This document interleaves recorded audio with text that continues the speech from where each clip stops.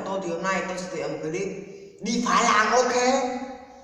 Thì tôi sẽ đi phá làng bằng cái con xe này. Nếu các bạn hỏi tại sao mà xe đạp điện có thể đi phá làng được thì mình sẽ đáp thắc mắc sau. Thực ra xe đạp điện không có bô anh em ạ, bô không có, đi không có tiếng động. Mình đã lắp thêm cái này. Đây, em thấy này, to chưa? Đây là trai cũng biết rồi anh em ạ. Đây là còi hú 3 tiếng nha, tiếng cảnh sát đấy. Đây tôi sẽ test cho anh em xem. Có 3 chế độ nha. Đó. Nữa này. Đó. Tiếp này. Đó. Em thấy không? Điếc cái tai. Nó này đi phá làng khỏi nói em này. Thì không đi mà nhanh nữa. Thì tôi sẽ đi phá làng ngay bây giờ. Thì anh em bắt đầu đi theo tôi phá làng nha. Ok.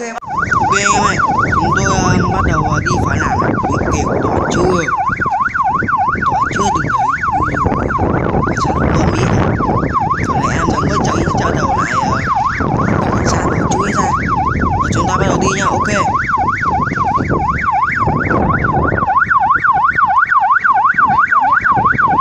Dạ vâng, các bạn đi.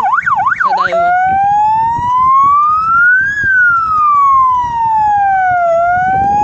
Anh em ơi, đi phá làng anh em ơi.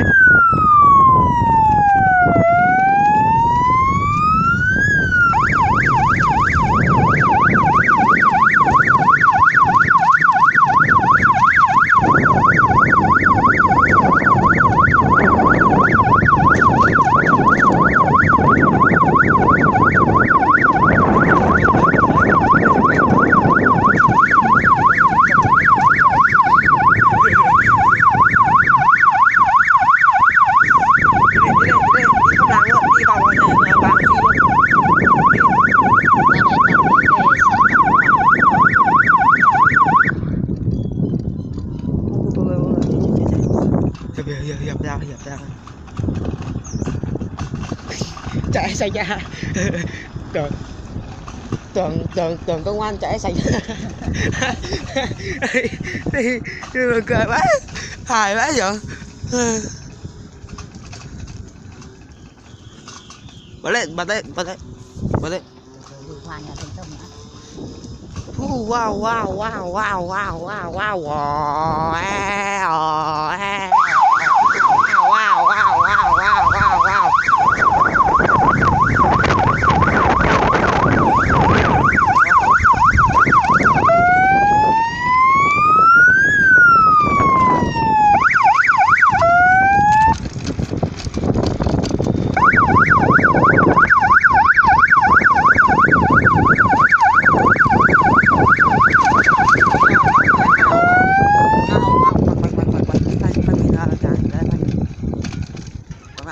đâu cả ăn.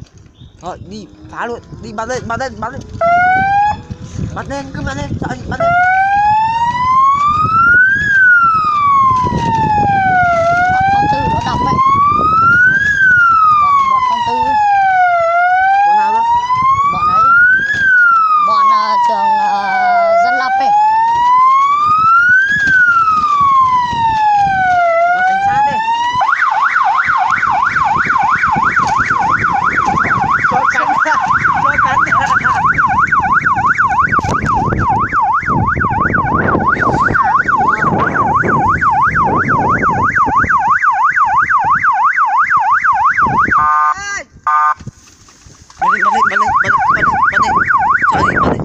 Bật lên. Bắt được. Bắt không? Em ơi, xin mất còi. Bật lên.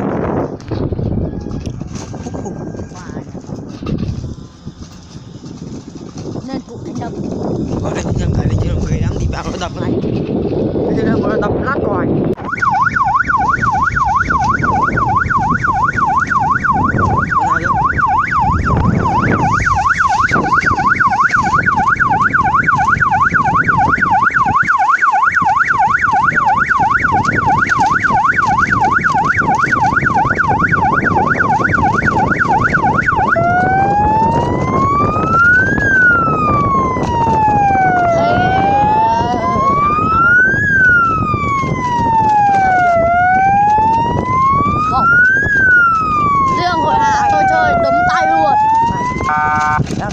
bật lên.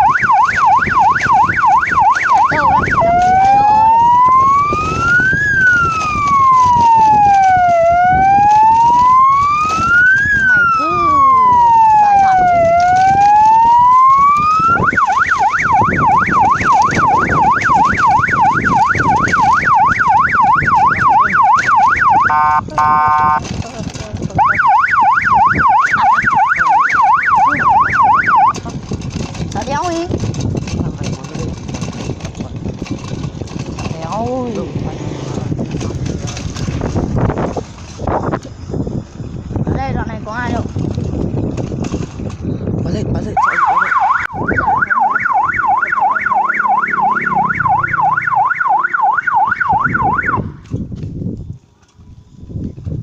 Quá nhiều. Để có công an đây chết mà. Có người tắt đi. Rồi, bật cắt kiểu đây. Bật coi đây, bật đi vào ngoài hiện trường này.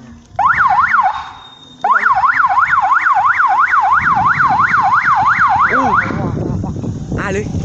Cô giáo. Ôi, sao cô giáo nào ở đây đi? Chịu. Cô Thoa ra rồi. Cô Thoa ai nào? Chạy đi đâu? Chạy vào Tân Định trước. Chạy vào Tân Định. Chạy Tân Định trước. Luít lô.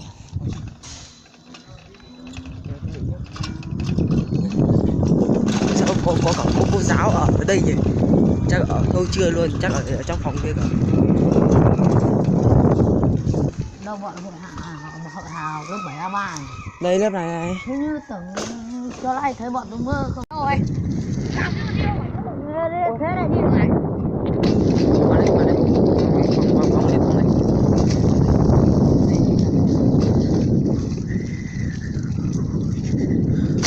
Ai ạ, bắn đây. Nhanh đi.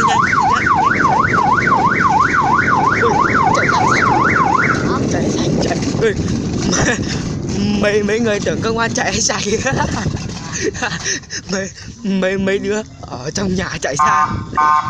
Tưởng công an chạy hay chạy kìa.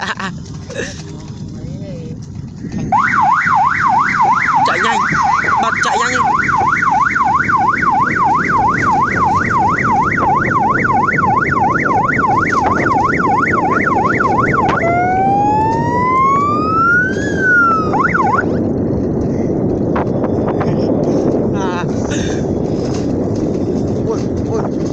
Cầm que rồi. Chạy nhanh cầm que kìa. Chạy nhanh cầm que. Bây giờ rồi. Bây giờ cầm que. Nhớ cái thằng nào nó cầm que. Cầm que. Ui. Bóng lên đằng sau cái xe. Sao? Chỉ hơi điện thôi.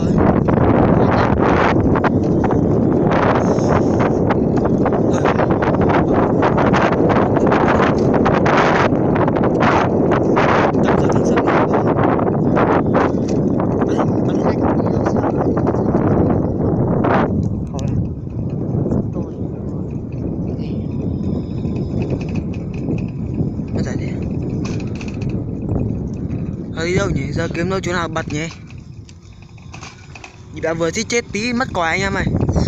Ôi nó cầm que nó đuổi. Ơi. Đi đâu giờ?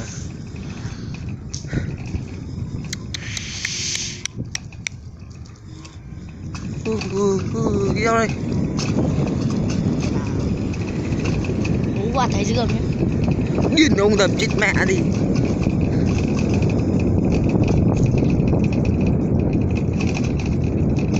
Ôi, đi đâu? Đi đâu rồi? Lên đằng cái sàn. Sợ điện lắm. Bạn giờ có mình thì đi mấy vòng rồi. Nâng đi. Nằm Nâng mấy thằng nghịch lắm. bọn nó đập ấy. Hay là đi vào đằng Năm Nay. Năm nay thì bà toàn thanh niên của cùng nói chung là không nhai được. Sợ lắm, bọn nó đuổi ngay. Ba Bắt lên bắt lên.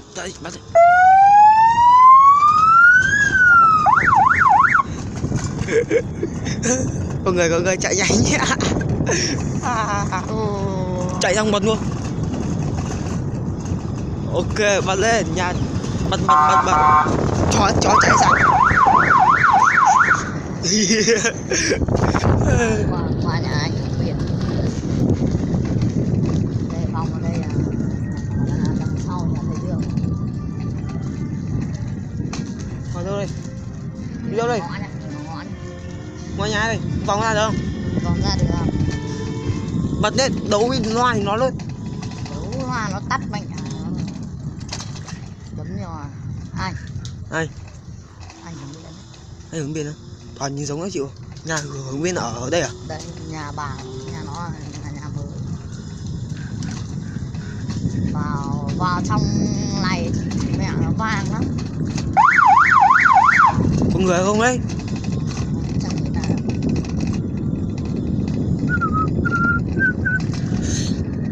Chọn đúng thời điểm chưa? Ui giời ơi. Tám.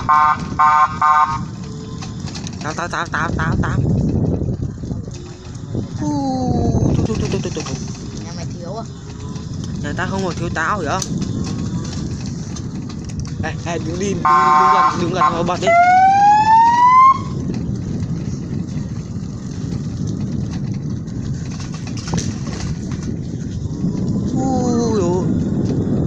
Ui tài ơi. Giờ quay lại thằng mới đuổi nhá. Đi quay lại thằng mới đuổi cho nó chết luôn. Bắt âm ý đi mẹ ạ. Lại làm phát quả ấy ở đấy thì thôi rồi. Nói ve sắn này đi. Chạy đã kịp. Nó cần nó phá lá còi. Có đường nào đường lãi nhỉ?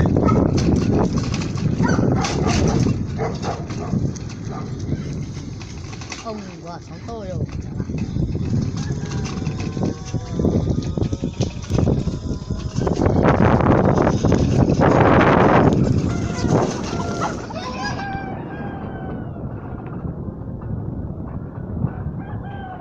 Nó coi đéo như nó gắn ở đâu này.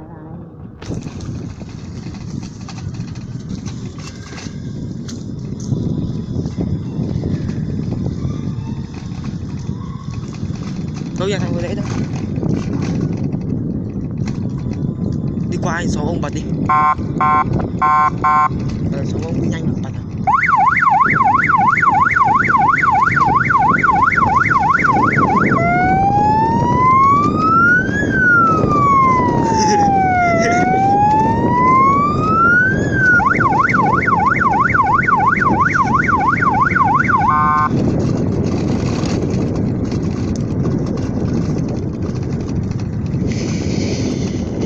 Bật lên, cứ bật lên.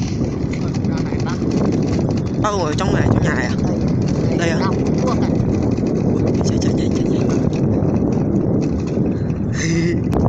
Bật lên. Cứ bật lên, sợ đéo. Cùng lắm mấy cái coi. Cứ bật đi. Bật lên. Bật lên. Can tội của cầm que thì đã. Bật lên. Quay chạy nhanh. Ô, ở đâu ấy? Đâu ấy?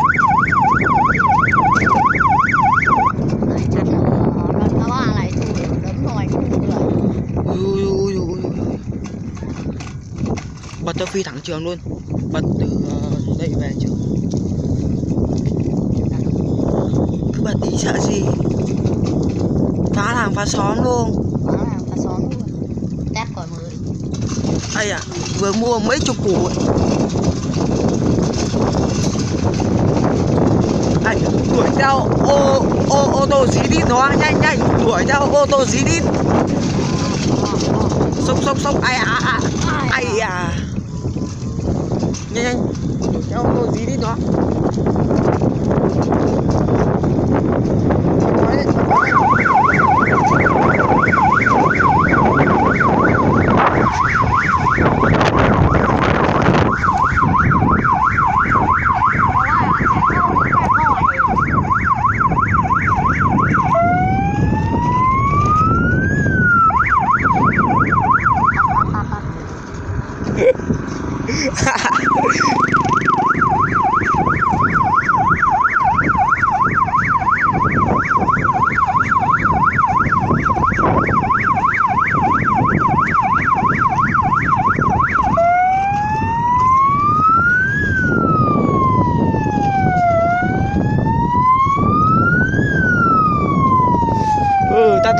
Ta